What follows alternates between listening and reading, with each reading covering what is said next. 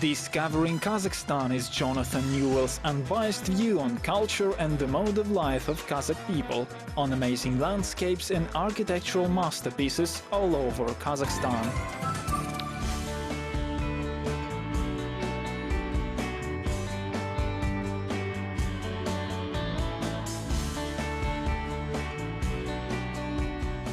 In today's episode of Discovering Kazakhstan, we're in the town of Balkhash in the Karaganda region.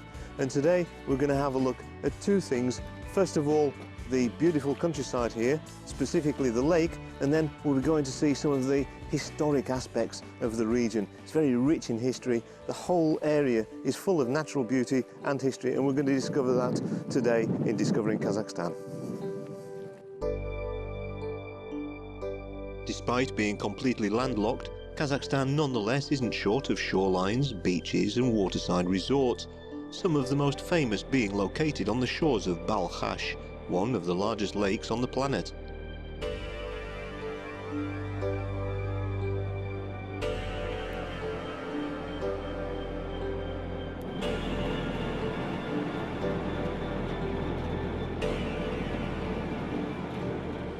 Lake Balkhash actually is huge. If you can imagine the size of it, it's over 600 kilometers in length. That's about the size of England itself.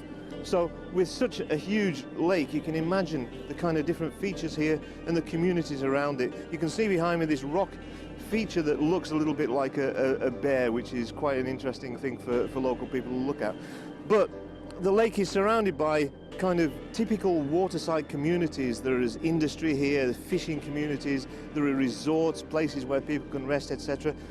With a lake of this kind of scale, you can imagine that there's everything that everybody can need. Well, I like the air, I like the water. For me, it feels wonderful to be here on the lake surface and to be surrounded by all of these different interesting features and, of course, the beauty of the water.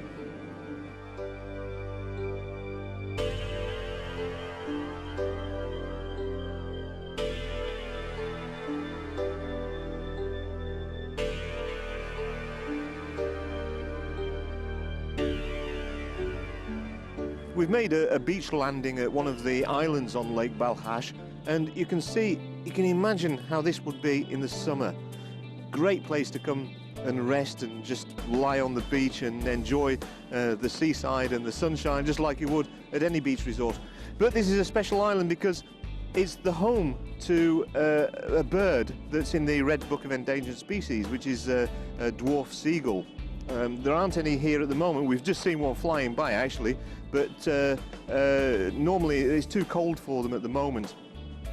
But they nest here, and they nest close to the shore. And one of the nice things about this island is that there are no predators here. So these birds can lay their eggs in the knowledge that they're not going to be disturbed by any people, and they're not going to be disturbed by any predators. It's a great beach. I want to come back here in the summer and just lay out here and enjoy the scenery.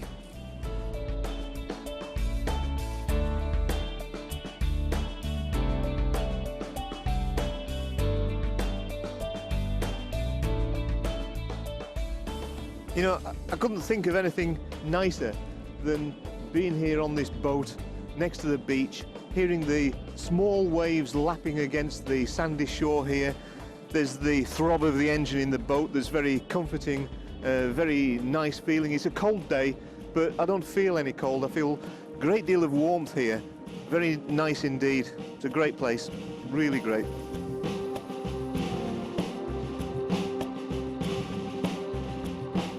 Lying at the lowest point of a vast basin in the middle of the steppe, Balkhash has been a focal point of civilizations for millennia.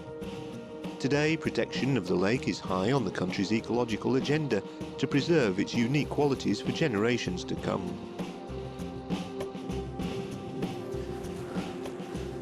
You know, like many places in this huge and fascinating country, Lake Balkhash has got its own specific things that make it particularly unique.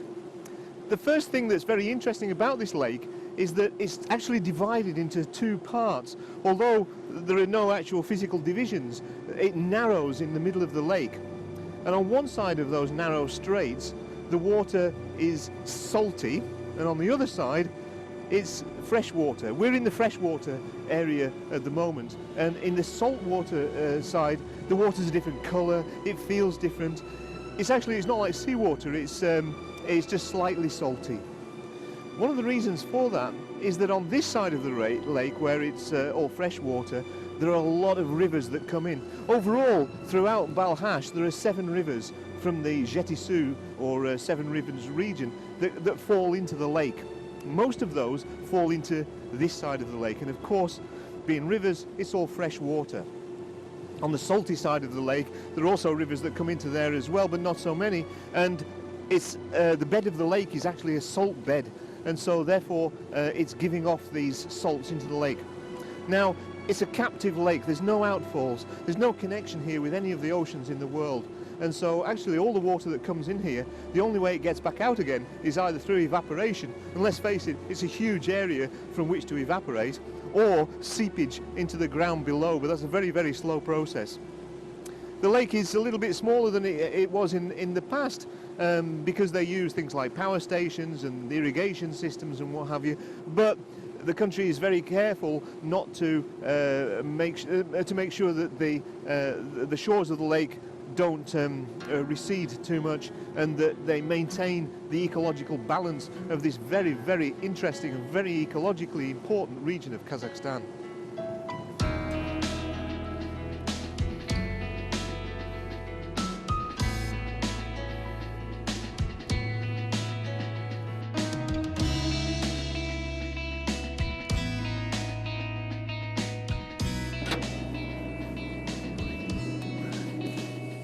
Здравствуйте. Спасибо. Oh, the first thing that I can feel is the smell. It smells like you would expect of a ship like Royal Navy vessels. It's the mixture of the oil and the grey paint and the wood, you know, it's fantastic smell in here. Well, this ship is here to perform a very important service within Balkhash. I can show you on this map. This is the lake extending its entire 660 kilometers, and all of these little dots here represent beacons which are showing ships navigable points. These are actually places where there are dangerous rocks that stick out of the water, so ships have to avoid them, and these beacons have to be serviced, and that's what this boat does. It's a technical boat, there are engineers that work on it. It goes around the lake making sure that those beacons are working to keep all of the shipping that's here safe. It's a huge lake, it's an extremely important task. Well, you can see here, this is the pilot, and a very interesting vessel. It's absolutely like steering a car. The more pressure you put on the wheel, the more resistance there is against it. So it actually feels as though you're pulling against something. I always thought that these things would just spin like you often see on the movies, but they don't. So we're heading now towards this region here of the lake. The water is actually very shallow here. Of course, there are no mountains around here, and so there are no deep valleys into which the lakes fall. It's around about 12 meters deep, which is not huge. You know, the lakes in the Lake District are much deeper than that because of the deep valleys. But here it's fairly flat everywhere. Although there is a difference in depth between the west side and the east side of the lake. But with the size of the lake, I guess you'd expect that. So here we are, back on terra firma. I can't say that it feels that good to be back on terra firma because I enjoyed it so much on the lake. Such a great place, and we'll certainly be coming back here. Now we're going to go and see a little bit more about the history of the Balkhash region. The steppe plains north of the lake stretch out to every horizon, broken only by a small group of mysterious mountains, a site of cultural and historic interest, and the next destination on our journey around the Karaganda region. We've travelled now to the north of Balkhash, to the very edge of the Semirechye. And that edge is defined by these 3 mountains that you can see. Those mountains gradually come up out of the steppe. Very interesting feature because around them there's absolutely nothing else. To the highest mountain where there's a monument. That monument is to a man called Bekdao Ata, and that's also the collective name of the 3 mountains that we can see. In fact, there's a lot of monuments here because people have been leaving monuments to various special people here since the Bronze Ages. Well, we're going to have a little look a bit closer to that now, so we're going to go over to the Bektau Ata Mountains.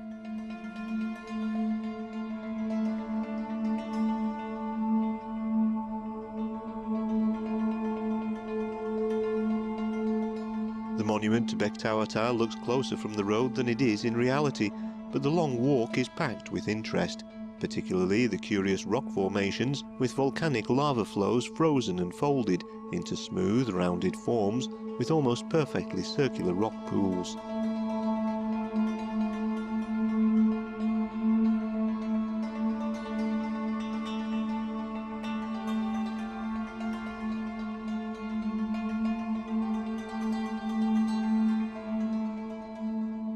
Wow, look at that. That's what we've come to see. That's what the aim is. This is the cave. I don't know if you can see it. It looks like a dark hole in the side of that peak that's over there. That's the memorial to Bektau Ata, and that's where we're going now. Shouldn't take too long to go there, and I'm really looking forward to it. It should be a very interesting view from there.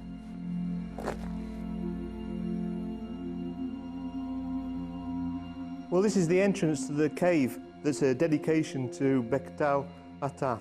Now, this man lived in the 17th, 18th century, around the turn of the century, at the time of the Dzungar invasions. And he's held as a hero of Kazakhstan and somebody who's revered to this very day because of the things that he did for the local people during the Dzungar invasions. He's held in very high esteem. Also a very religious man. Well, this cave is certainly a fitting memorial to the man. It's very grandiose. The rock structure in this mountain is incredible, and we'll talk about that in a few moments. But you can see that this cave has been sculpted in the very smooth walls, and it goes very, very deep. I'm going to go in there now. Although the application of graffiti is strongly discouraged, the amateur artwork and signatures on the walls of the cave have a history of their own, with some of the graffiti in black dating back to as early as the 1940s. Some families have been making a pilgrimage to this site for generations, with each leaving their mark in what seems like a family tradition. Well, we're deep, right down inside the tunnel now, as far as we can go. We're so deep that we can't see the tunnel entrance. We need artificial light in here, otherwise it would be pitch black. Down there you can see there's water, there's a pool of water, and this already for decades has been used by people with one of the legends that's associated with this cave. For a woman who wants to have a child but can't conceive, they come here, they come and they take these waters, they bathe in the waters, and as a result of that they believe that they will go away and they'll be able to have the child that they want so much. Like I say, it's a very old legend. I like it. I like the fact that people will believe in this kind of thing and that it helps them. And it means that Bektau Ata is still helping people through the centuries. I like that. I think that's nice. This place is full of history. Geological history, legendary history, recent history, and of course ancient history. You know, it's really worth the walk up here just for the view alone. It's fantastic. Just look over my shoulder there, down into that valley. You can see the whole of the Semirechye laid out at our feet below us. It's absolutely wonderful. It took us about an hour to get up here, but it's absolutely worth it. The Semirechye is a vast national park covering a large region of Kazakhstan to the north of Balkhash, and there can be few places that beat Bektau Ata for providing such a view of this area of outstanding natural beauty. Standing in the mouth of the cave, it's easy to imagine how majestic the steppe eagle feels on its perch, looking out over its magnificent territory. Well, I think you could see today that the country around Balkhash is absolutely amazing. That lake is fabulous. And of course, you've got the beauty of these mountains behind me. The sun's gone down now. We're about to go home, and the sunset is just amazing as well. So I hope you'll join me again, and we'll discover much more of the Karaganda region in the next few episodes. So join me again and discover it with me in Discovering Kazakhstan. Goodbye.